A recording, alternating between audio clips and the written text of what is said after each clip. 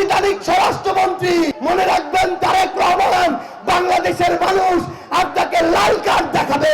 যদি গণভোট অসাংবিধানিক হয়, যদি গণভোট অবৈধ হয়, আপনি সালাউদ্দিন আহমেদ, জনাব তারেক রহমান, এমনকি বিএনপি সরকার হচ্ছে অবৈধ সরকার।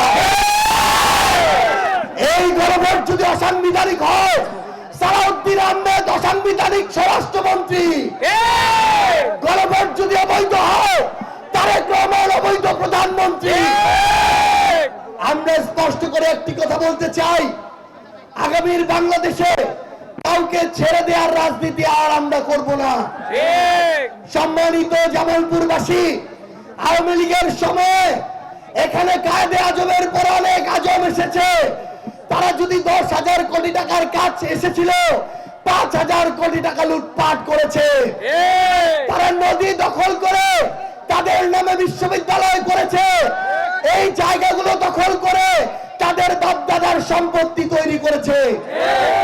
এখন আমাদের সময় এসেছে সেই অভ্যুত্থান পরবর্তী বাংলাদেশে আর যেন নতুন কোন আজম তৈরি না হয়, আর যেন নতুন কোন চাঁদাবাজ তৈরি না হয়, আর যেন নতুন কোন সন্ত্রাস তৈরি না হয়। আমরা আপনাদেরকে কিছু স্পষ্ট কথা বলি, বিএনপি আমাদের সাথে অভ্যুত্থানে ছিল, তারা বিগত 17 বছর নিপীড়িত ছিল।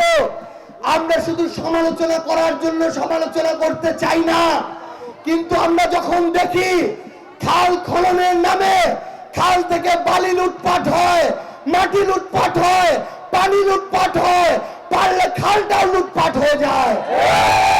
এই নতুন লুটপাটের রাজনীতি আমরা বাংলাদেশে হইতে দিব না। আমরা দেখি নতুন কার্ড খেলা শুরু হয়েছে।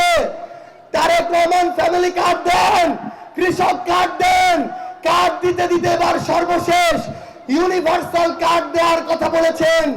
আমরা তারেক রহমানের কাছে জানতে চাই, আপনার ওই কার্ডের মধ্যে চাঁদাবাজ কার্ড থাকবে কিনা সেটা জানতে চাই, দখলদার কার্ড থাকবে কিনা জানতে চাই, থানা দখলের কার্ড থাকবে কিনা জানতে চাই।